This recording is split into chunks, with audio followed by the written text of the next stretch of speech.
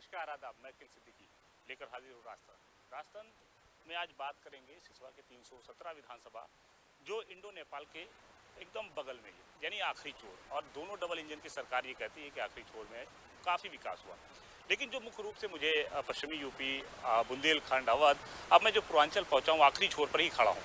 यहाँ पर भी जो लड़ाई दिखी वो हमें मुख्य रूप से भारतीय जनता पार्टी और समाजवादी पार्टी लड़ी। लेकिन इस सीट पे जहाँ मैं खड़ा हूँ वहाँ पर कहीं ना कहीं निर्दलीय एक ऐसे प्रत्याशी हैं जो कहीं ना कहीं टक्कर दे रहे हैं, यानी दोनों प्रत्याशियों के बीच में मुख्य रूप की भूमिका निभा रहे हैं।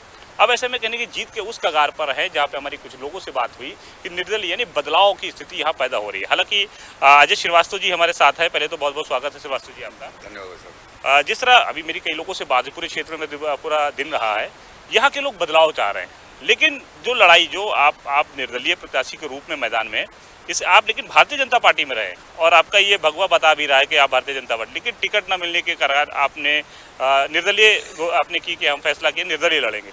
तो यहाँ के जेन्युइन मुद्दे क्या है और ये फैसला कैसे क्यों लिया गया? देखिए साहब, ये फैसला तो इसलिए लेना पड़ा कि भारतीय जनता पार्टी ने 2017 में इसको टिकट दिया था। वह व्यक्ति बसपा के वो नेता थे और उनके बारे में पूर्व से लोग जानते थे कि उनका काम था लोगों से पैसा वसूलना। लेकिन हमारी पार्टी ने उनको टिकट दिया और पार्टी ने हम लोगों को समझाया, तो पिछली बार हम लोगों ने उनकी पूरी मदद किया, वो चुनाव जीते। लेकिन उनका आचरण जो है वह यहाँ की जनता के साथ बहुत ही अभद्र रहा, अमर्यादित रहा। वो अपने पास आने वालों को जासूसक शब्दों से गाली देते थे। और इतना ही नहीं, अगर वो कहता था कि विधायक जी काम है हमारे वहाँ, ये काम हमारे गांव में होना चाहिए, तो उससे कहते थे जाओ तुम लोग वोट दिए हो योगिया मोदिया को, योगी मोदी से काम कराओ अपना। और तमाम उनके ऊपर आरोप लगते थे। लेकिन जो सबसे बड़ा कारण था कि जिस चीज़ को लेकर भारतीय जनता पार्टी ने सरकार बनाया केंद्र में और प्रदेश में, हम सभी उसके विचारधारा के कार्यकर्ता है, बचपन के कार्यकर्ता है। यह विधायक उस विचारधारा को यहाँ खत्म कर रहा था और यह विधानसभा प्योरली भाजपा की यह श्योर 60 सीट में, मतलब A ग्रेड की सीट में होती थी। लेकिन इस विधायक ने ऐसे भ्रष्टाचार को बढ़ावा दिया कि प्रधान, कोटेदार, लेखपाल, कानूनगो, तहसीलदार, SDM, हल्का सिपाही, हल्का in charge, SO, CO, SMI, DI, मतलब जितनी भी संस्थाएं काम कर रही हैं उन सबसे इसने महीना तय करके जनता का शोषण कराया। और जनता के बीच में वो 5 साल गए नहीं और जनता उनके पास गई तो वो पैसे की ही बात की। तो आज यहाँ का सबसे बड़ा मुद्दा भ्रष्टाचार का है। उनके कारण भाजपा की सरकार जितनी सुविधाएं दे रही थी, सरकार चिल्ला रही थी कि आप नगर पंचायत बनवाओ, आप जो है वो रोडें बनवाओ, रोडें लिखो, लेकिन यहाँ का विकास भी उनके कुकर्मों से ठप रहा। तो आज जो बदलाव और परिवर्तन की बात हो रही है वो इसी आधार पे हो रही है कि जनता उनसे त्रस्त हो चुकी है और जनता अन्य नेताओं से भी त्रस्त है। इसलिए जनता इस फाइनल मूड में है कि अब की बार यहाँ बड़ा परिवर्तन होगा। अच्छा, आप सबसे अहम बात ये है कि आप पत्रकार साथी भी हैं और पत्रकार से नेता बना, तो मुझे लगता है कि आप यहाँ के ज़मीनी मुद्दों को, यहाँ के लोगों जो ज़मीन पे हैं उनके दर्द को बहुत गरीबी से आपने देखा होगा, करीबी से। तो क्या जेन्युइन मुद्दे यहाँ की क्या है कि जो वो काम अगर हो जाते तो ये विश्व आपका विधानसभा आगे चला जाता, यहाँ के लोग की तरक्की हो जाती? ऐसे कौन कौन से मुद्दे रहे? देखिए साहब, यहाँ पे यह कृषि प्रधान क्षेत्र है और यहाँ की एक शुगर फैक्ट्री विधायक के भ्रष्टाचार में बंद हो गई। किसानों ने गन्ना फूंका, तो यहाँ गन्ना किसान ज़्यादा है, तो यहाँ सबसे पहले शुगर फैक्ट्री को चलवाना सबसे बड़ा मुद्दा है। लेकिन श्रीवास्तव जी, मुझे भी याद है और आपको भी याद होगा, पत्रकार भी हैं, मुख्यमंत्री का ये कहना था कि मायावती सरकार में सबसे ज़्यादा चीनी मिलें बंद हुई, हमारी सरकार में चीनी मिल शुरू हुए, चालू हुए, और ये मंडल जो गोरखपुर में भी आता है और मुख्यमंत्री जी भी यहाँ से लड़ रहे हैं, तो फिर ये चीनी मिल कैसे बंद हुई? देखिए, ये चीनी मिल राजनीति का शिकार हुई, जहाँ तक मुझको लगता है पत्रकार की हैसियत से। और यहाँ का विधायक इस 5 साल में उसका इतना दोहन किया। देखिए, व्यापारी तभी काम करता है किसी जिले में जब उसको राजनीतिक संरक्षण और लोकल संरक्षण मिलता है।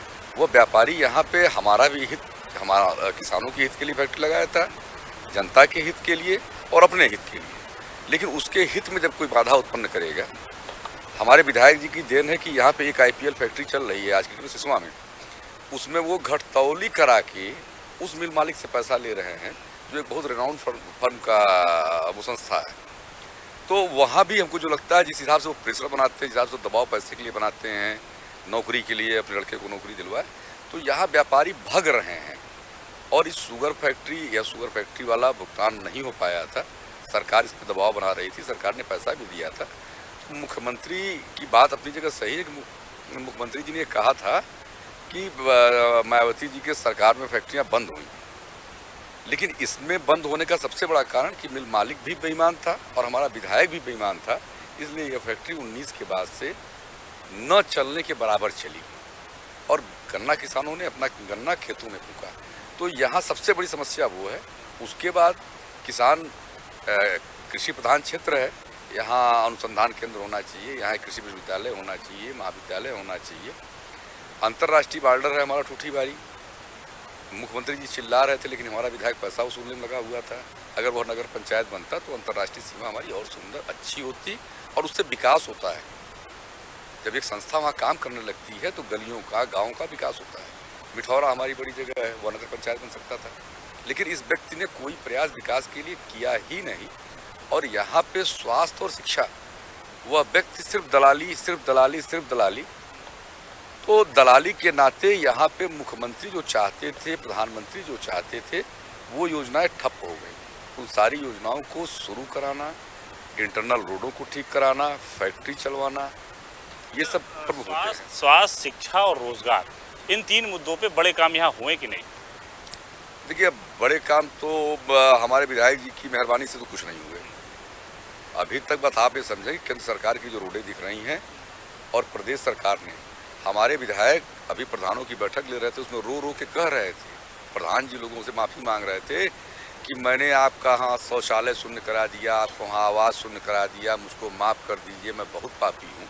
आप सोचे, हमारी सरकार ये कहती थी कि गांव गरीब को आवास मिले, शौचालय मिले, और हमारा विधायक सिर्फ आवास और शौचालय में पैसा लेने के लिए वह यहाँ शून्य करा दिया, क्योंकि प्रधानों ने पैसा नहीं दिया, और अपने एक्सेप्ट भी कर रहा है, अपने उस चोरी को प्रधानों के सामने वो एक्सेप्ट भी कर रहा है। तो ये ढेर सारी चीज़ें उसके नाते बेकार हुई। तो शिक्षा, स्वास्थ्य और रोजगार में यहाँ कोई नई चीज़ उन्होंने नहीं किया। यहाँ मुख्यमंत्री का सपना था गौसदन, गौसदन का भ्रष्टाचार आज भी भूसा गौसदन से अपने घर ले जाते। फिर उस व्यक्ति को क्यों भारतीय जनता पार्टी ने उसको टिकट दे दी? इतना भ्रष्टाचार में लिप्त था, विरोध था, तो फिर क्यों टिकट दिया? देखिए साहब, इसको मैं पार्टी का कार्यकर्ता आज भी हूँ, तो मैं अपनी पार्टी को टिप्पणी तो नहीं करूँगा, लेकिन यह चूक तो बहुत बड़ी चूक हुई, क्योंकि जनता 2 साल से इतने सर्वे हुए, इतनी सारी चीज़ें हुई, और जनता साफ ये कह रही थी कि यह व्यक्ति बेईमान है, भ्रष्टाचारी है, अमर्यादित व्यवहार करता है, इसको टिकट न दिया जाए। 83% सर्वे इसके विरोध में गया था। लेकिन अब यह चूक कहाँ से हुई, किसके द्वारा हुई, ये किसी के समझ में नहीं आ रहा है। तब आज पूरा भारतीय जनता पार्टी संगठन इस्तीफा देके मेरे साथ चल रहा है। मैं यहाँ निर्दल प्रत्याशी के रूप में नहीं, मैं यहाँ भाजपा के प्रत्याशी के रूप में देखा जा रहा हूँ, और पार्टी ने जिसको टिकट दिया है उसको एक तरीके से मान के चला जा रहा है यह निर्दल है। यहाँ लड़ाई असली और नकली की चल रही है, यहाँ लड़ाई बेईमान और ईमानदार के बीच चल रही है। तब आपको ये जो दृश्य दिख रहा है कि परिवर्तन परिवर्तन परिवर्तन, तो आज लड़ाई उस मुद्दों पे। बेईमान और ईमानदार की बात आपने की है, और ये बुलडोजर काहे खड़ा करके रखे हैं यहाँ?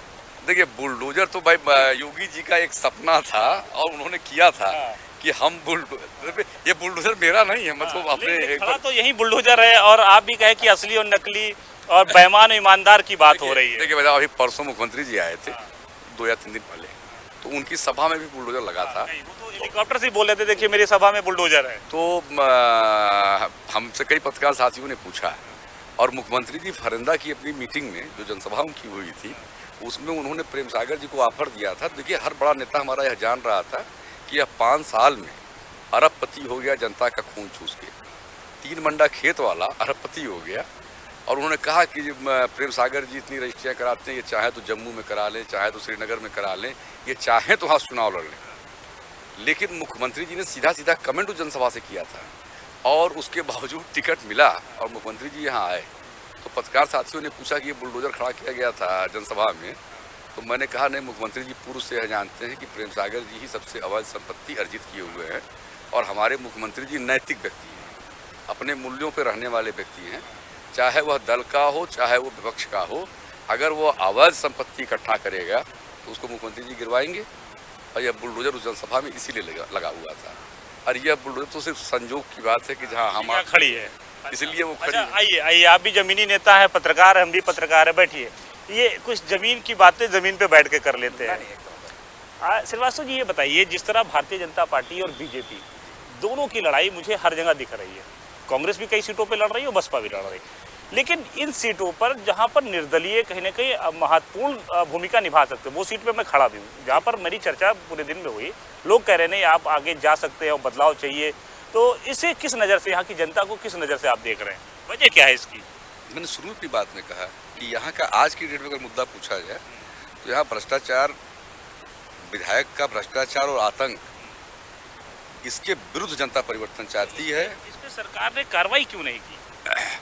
अब देखिए, ये सारी चीज़ें सरकार को सोचनी चाहिए थी कि जो आदमी इस तरीके से भ्रष्टाचार, प्रदेश अध्यक्ष जी आए थे, उनके सामने सारे मंडल अध्यक्षों ने कहा कि ये गाली देते हैं या दलाली करते हैं या थानों से पैसा लेते हैं, सारी चीज़ें हुई। लेकिन अब क्या मजबूरी थी हमारे बड़े नेताओं की, उन्होंने एक्शन नहीं लिया। सारी चीज़ों को लोग पूर्व से जानते थे, इसमें कोई नई चीज़ नहीं है कि एकाएक उन्होंने कर दिया। उनका सर्वे बोल रहा है, उनके कार्यकर्ता, उनके अब पदाधिकारी बोल रहे हैं, उनके नेता बोल रहे हैं कि आदमी चोर है, लेकिन टिकट दे दिया गया। तो अच्छा, अब यहाँ पर लड़ाई असली और नकली की भारतीय जनता पार्टी, तो अब आप अपनी लड़ाई किससे मानते हैं? भाई साहब, मेरी लड़ाई किसी से नहीं है। कल यहाँ पे स्वतः जनता, स्वतः, मैंने कुछ नहीं किया, और कल रोडों पे 2000 मोटरसाइकिलें और गाड़ियाँ निकल गई, तो इस बात की द्योतक है कि जनता अपने बेटा, अपने भाई, मैं इस विधानसभा में नेता के रूप में नहीं देखा जाता हूँ। इस विधानसभा से 3 रिश्ते हैं, बेटा, भाई, बाबू, और उस रिश्ते पे मैंने 15 साल यहाँ पे भारतीय जनता पार्टी की विचारधारा को खड़ा किया है। लोगों के सुख दुख में, कोरोना जैसी महामारी में अकेला नेता हूँ जो गांव-गांव पहुँचा हूँ। दरवाजे तो नहीं कहूँगा, लेकिन गांव-गांव कोरोना में मैं पहुँच के वहाँ से खड़ा होकर सबका हाल लेता था, सबको दवा देता था। तो आज की डेट में मुझको तो जो कल लोग अपने आप स्वतः स्फूर्ति से रोड पे दिखे, जिससे सारे लोग घबराए हुए हैं, जनता ने मन बना लिया है। और हमारी लड़ाई किसी से नहीं है, क्योंकि सपा का भी कैंडिडेट यहाँ डमी है। बसपा का जिसको विपक्ष में रह के बोलना चाहिए, वो लोग उसके भय से चुप हैं, क्योंकि वो सब भ्रष्टाचार के आकंठ में डूबे हुए हैं। और यह विधायक जिस गांव में जा रहा है, वहाँ मुर्दाबाद हो रहा है, वहाँ गालियाँ दी जा रही हैं। बड़ा विरोध उसका, ऐसा क्यों विरोध क्यों हो रहा है इस विधायक का? अब आप ताज्जुब करेंगे, कल राष्ट्रीय अध्यक्ष जी आए हुए थे, और ये मेरा सौभाग्य है कि मेरे नेताओं ने मुझको इतना अयोग्य समझा था, लेकिन मेरे लड़ने पे यहाँ जो है वो 3-4 हेलीकॉप्टर उतर चुके हैं। आज तक सिसवा विधानसभा में पूरा समीकरण आपने भारतीय जनता पार्टी का बिगाड़ के रखा है यहाँ। हमने बिगाड़ नहीं रखा। मैं तो पार्टी की विचारधारा पे, जब से मेरी टिकट नहीं मिला इसकी वजह से? टिकट तो मैं 12 में भी मांग रहा था, नहीं मिला, लेकिन मेरा कभी द्वेष नहीं रहा। मैं कह रहा हूँ, मैं यहाँ नेता नहीं, यहाँ बेटा हूँ। और आज जो मैं लड़ रहा हूँ वह भारतीय जनता पार्टी की विचारधारा, भारतीय जनता पार्टी के कार्यकर्ताओं को और यहाँ की जनता को बचाने के लिए यह चुनाव हो रहा है। इसलिए जनता खुल के मेरे साथ है। उसने व्यापारियों का शोषण किया, उसने मूंगफली का ठेला फल वालों को नहीं छोड़ा, उसने बालू और मिट्टी वालों को नहीं छोड़ा। टाली पीछे पैसा लेता है, पेड़ कटवा डाला लेदी का, जांच हुई, उसमें एक निर्दोष आदमी फंस गया क्योंकि जमीन उसकी थी, अब पेड़ इसने बेचा 2 करोड़ का। तो वह किस स्तर पे, आप जहां हम लोग बैठे हैं, इसी से थोड़ी दूर पहले 687 करोड़ रुपए की नशीली दवा पकड़ी गई भाई साहब, और जो संदिग्ध था वो तब भी उसकी गाड़ी में था, आज उसके साथ मंचो भाषण दे रहा है। तो वह कुछ एक मोगैम्बो टाइप की पिक्चर, हमको याद नहीं आ रही कौन सी थी, कि वह कहता था रुपया लो, जायदाद लो, जमीन लिखवाओ और फिर सालों को नशा दो। नशा वाली, हाँ, वो दृश्य ने कि इनको नशा इतना दो कि यह जो है हमारे आगे पीछे ना दे। सेम स्थिति वो है कि यह विधायक पूरी विधानसभा को निचोड़ डाला है। अच्छा, तो अगर यहाँ की जनता आपको सराखों पे बैठाती, मौका देती है, तो 5 ऐसे कौन से काम होंगे जो आप सबसे पहले कराएंगे, जिससे कहीं ना कहीं ये विधानसभा आगे चली जाए?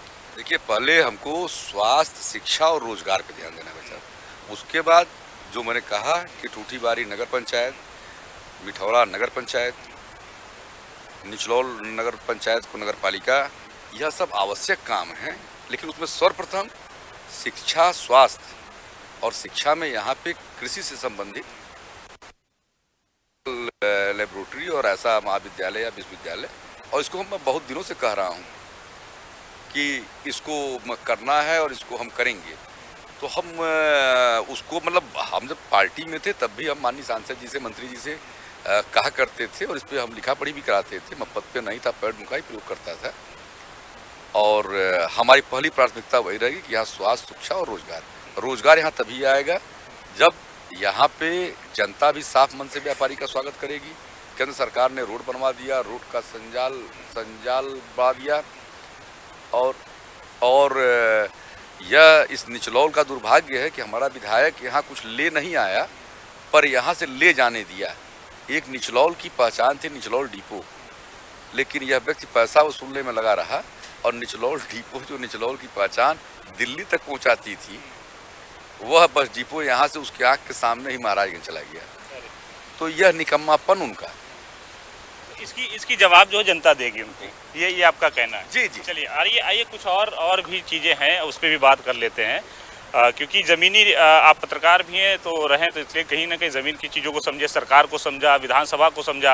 आपको कुछ तस्वीर दिखाते हैं, ये इन दोनों तस्वीरों को आप बड़ी बखूबी पहचानते होंगे जी। इन दोनों लोगों की सरकारों में, पहले इनकी सरकार रही अभी इनकी, दोनों सरकारों में क्या फ़र्क रहा, कितना काम इस विधानसभा को लेकर इन दोनों लोगों ने किया? देखिए, अगर इन दोनों की आप बात कीजिएगा तो हमारे मुख्यमंत्री ने, मतलब मेरे मुख्यमंत्री ने, माननीय योगी आदित्यनाथ जी जो काम किया वह सबसे सही था कि यह गुंडागर्दी यहाँ समाप्त हुई, गुंडा राज समाप्त हुआ। ये सबसे बड़ी उत्तर प्रदेश की समस्या थी जो अखिलेश जी के राज में खुलेआम होती थी। अधिकारी पीटे जाते थे, सिपाही पीटे जाते थे, लेकिन मुख्यमंत्री ने सुशासन दिखाया और जो ज़मीनी काम है वो सारे काम, चाहे वो मुख्यमंत्री आज जो राशन बंट रहे हैं गांव में कोरोना जैसी भयंकर महामारी में, तो कोरोना जैसी बीमारी में अगर ये मुख्यमंत्री रहते तो भाई साहब लाशों की गिनती नहीं हो पाती। लेकिन एक संवेदनशील व्यक्ति मुख्यमंत्री था और हम लोग भारतीय जनता पार्टी के कार्यकर्ता। लाशें गंगा में मिली उसको लेकर इन्होंने बड़ा हमला किया आपके सरकार पे। नहीं, इन्होंने किया, लेकिन उसका सच भी खुला। और जो सबसे बड़ी चीज़ थी कि मैं तो कह रहा हूँ कि अखिलेश जी के शासनकाल में अगर कोरोना जैसी महामारी आती तो यह ऑस्ट्रेलिया चले जाते और यहाँ की जनता मर जाती। जो चीज़ें बची थी, जिनको बचाया गया, ढंग से सब मजदूर लेबर को लाया गया, उनके खाते में पैसा गया, राशन गया, तो मैं तो आज यही मान के चलता हूँ कि कोरोना में जो लोग जिंदा बचे वह योगी जी और मोदी जी की कृपा से बचे, क्योंकि वो लोग सेंसिटिव थे और उन्होंने किया। टीका आ गया, टीकाकरण हो गया, तीसरी लहर किसी को मालूम हुई? तीसरी लहर आई और चली गई क्योंकि टीका उपलब्ध था और लगभग लोगों को लग गया था। तो जो गरीब जनता को चीज़ चाहिए वो इस मुख्यमंत्री ने पूछाया। अखिलेश जी अपने विचारधारा पर चलने वाले व्यक्ति हैं। ये दो तस्वीर और दिखाते हैं। ये अकेले अपने दम पर चुनाव लड़ रही हैं और बता रही हैं कि मैंने जो कानून व्यवस्था दिया 2008 की सरकार, वो सरकार के दावे पे चुनाव लड़ रही हैं। लड़की हूँ, लड़ सकती हूँ, ये भी अकेले अपने दम पर लड़ रही हैं। महिलाओं को 40% इन्होंने टिकट दिया। इन दोनों सरकार भी रही है, केंद्र में इनकी रही है, यहाँ राज्य में रही। इन दोनों लोगों को कितना नंबर आप देना चाह रहे हैं इस विधानसभा में कि कितना आगे इन लोगों ने सोचा कि ये, क्योंकि आखिरी पायदान है और ये सरकार का हमेशा दावा रहा आखिरी पायदान पे खड़े व्यक्ति का हमने विकास किया है। कितना विकास? भाई साहब, अगर मायावती जी ने विकास किया होता तो आज जो दलित बस्ती है उसमें किसी को बिजली की आवश्यकता नहीं होती, किसी को गैस की आवश्यकता नहीं होती, किसी को शौचालय की आवश्यकता नहीं होती, किसी को आवास की आवश्यकता नहीं होती, किसी को राशन की आवश्यकता नहीं होती। आज अगर भारतीय जनता पार्टी की सरकार बहुमत में आती है तो उसका मेन कारण है कि इनका सारा वोट खिसक गया, क्योंकि इन लोगों ने सिर्फ वोट के नाम पर राजनीति किया। अखिलेश जी ने मुसलमान और यादव के नाम पर राजनीति किया, मायावती जी ने दलित के नाम पे किया, लेकिन क्या इन दोनों लोगों ने अल्पसंख्यक और दलित को कोई लाभ दिया?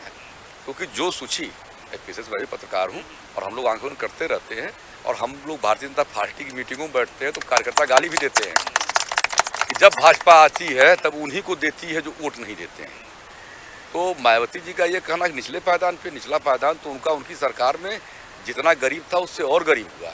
आज आप किसी गांव में दलित बस्ती में चले जाइए, आज मैं निर्दल लड़ रहा हूं, भाजपा का चेहरा बन के लड़ रहा हूं, लेकिन आज मुझको भी ये समझाने में होता है कि चाची देख तोर बेटा आइल बा, लेकिन मैं भाजपा कार्यकर्ता हूँ तो मान जाती है, लेकिन तीसरा व्यक्ति उसको नहीं समझा पाता। वो फूल ही फूल करती है, योगी मोदी करती है। तो यह एक सिंपैथी भी गरीबों की बनी। तो इनके सारे वादे आपके सामने हैं और जितनी सुविधाएं मिली हैं उसमें आप अगर लिस्ट उठा के देखें तो 60% में दलित, अल्पसंख्यक और यादव समाज है। और ये लोग कहते हैं कि हमने दिया है। अगर इन्होंने दिया रहता तो भाजपा से 60% उनकी लिस्ट में जो भाजपा ने दिया वो 60% कैसे ये लोग होते। तो कहीं इन लोगों के वादे में कोई दम नहीं है, इन लोगों ने कुछ नहीं किया है। अच्छा, चलिए कुछ लोग यहाँ खड़े से भी बात कर लेते हैं। कितनी सहमत इनकी बात से आप? बढ़िया है सर, क्या बढ़िया? इनका काम बढ़िया है, जिस पार्टी से हैं वो बढ़िया है। तो निर्दलीय पार्टी से? निर्दल है तो निर्दल है। निर्दल पार्टी से हम बाल्टी को वोट देंगे। बीजेपी भी है, सपा भी है, इनकी ये विकल्प में क्यों? नहीं, हम तो चोर पार्टी को नहीं देंगे, हम बाल्टी को देंगे वोट। अगर चोर को ना देंगे, बाल्टी को देंगे? हाँ, बाल्टी को देंगे, अजय श्रीवास्तव को वोट देंगे। क्यों, और कोई विकल्प? हमारे नेता बहुत बढ़िया है, अजय श्रीवास्तव जी, बाल्टी को ही हम लोग चुनेंगे। ये बताइए श्रीवास्तव जी, क्योंकि वाकई ये बात होता है कि विकल्प आपके अलावा भी तो विकल्प है। भारतीय जनता पार्टी है, सपा भी है, बसपा भी लड़ाई, कांग्रेस भी है, लेकिन यहाँ की जनता आपको ही क्यों चुने, इसकी वजह? देखिए, मैं जनता के बीच में 15 साल रहा हूँ। मैंने अभी आपसे कहा थोड़ी देर पहले कि यहाँ मेरे 3 ही रिश्ते हैं, बेटा, बाबू, भैया। यहाँ कोई हमको नेता के रूप में नहीं देखता है, क्योंकि मैं उनके सुख दुख में शामिल रहता हूँ। और 15 साल एक बड़ा लंबा समय होता है। जो बच्चे 8 में पढ़ते थे 15 साल पहले, अब वह जो है वो नारा लगाते हैं अजय भैया जिंदाबाद। अब वो अजय भैया की कन्विंसिंग कर रहे हैं, अब वो मतदाता हो गए। तो यूथ जो है इस पूरे विधानसभा का, वह मेरे साथ है। बड़े बुजुर्ग मेरा सेवा भाव देखे हैं। तो विकल्प ऐसे ही नहीं कोई बन जाता है। आप जमीन से जुड़ो तो करो। तो मुझको खुद ये उम्मीद नहीं थी कि मैं भ्रष्टाचारी के खिलाफ लड़ने जा रहा हूँ। मुझको लगता था कि जिन लोगों को मैंने संगठन से जोड़ा है वो लोग मेरा साथ छोड़ देंगे, लेकिन मेरे हटते ही मंडल अध्यक्ष, सेक्टर प्रमुख, बूथ अध्यक्ष सब दनादन इस्तीफा भेज के अपना अपना बूथ संभाल लिए, अपना अपना मंडल संभाल लिए और सब लग गए। तो मेरे साथ ऐसा नहीं कि सिर्फ भाजपा के ही लोग, व्यापारी वर्ग जो सपा और बसपा बटा रहता है वो भी अजय के नाम पे एक होता है। तो विकल्प की वजह यही है? विकल्प की वजह यह है कि 15 साल में लोगों के एक लाइन में एक बता दीजिए मुझे कि अब लड़ाई किसके किसके बीच में है? भाई साहब, अब आपने सर्वे किया, हमको तो नहीं लगता है कोई मुझसे लड़ जो भी रहा होगा वो बहुत अंतर से दूसरे पे आएगा। ये अजय श्रीवास्तव जी थे जो निर्दलीय प्रत्याशी की भूमिका यहाँ निभा रहे हैं और कहीं ना कहीं दोनों पार्टियों के बीच में ऐसी भूमिका मुख्य धारा में आ गए हैं कि वो उनकी समीकरण को बिगाड़ दिए। हालांकि यहाँ की जनता जो है वो जमीन से जो जुड़ा नेता होगा, जो जमीन की बात करेगा, उसके साथ खड़ा हुआ है। हालांकि नतीजा क्या था ये 10 मार्च का नतीजा ही तय करेगा, लेकिन निश्चित तौर पर जो इंडो नेपाल सीमा पर जो सटा ये आखिरी छोर है, यहाँ के लोग वही चीज़ों को ढूंढ रहे हैं जो जमीनी नेता हो और जमीन की बातों को लेकर, यानी हमारी मुद्दों को लेकर कहीं ना कहीं सत्ता में आए और जाके सदन में उस बात को उठाए और यहाँ की तरक्की के बारे में सोचे, उसको लेकर यहाँ पर वोटिंग करेगी। कैमरा पर्सन सनी गुप्ता के साथ मैं किल सिद्दीकी, स्वदेश न्यूज, महाराजगंज।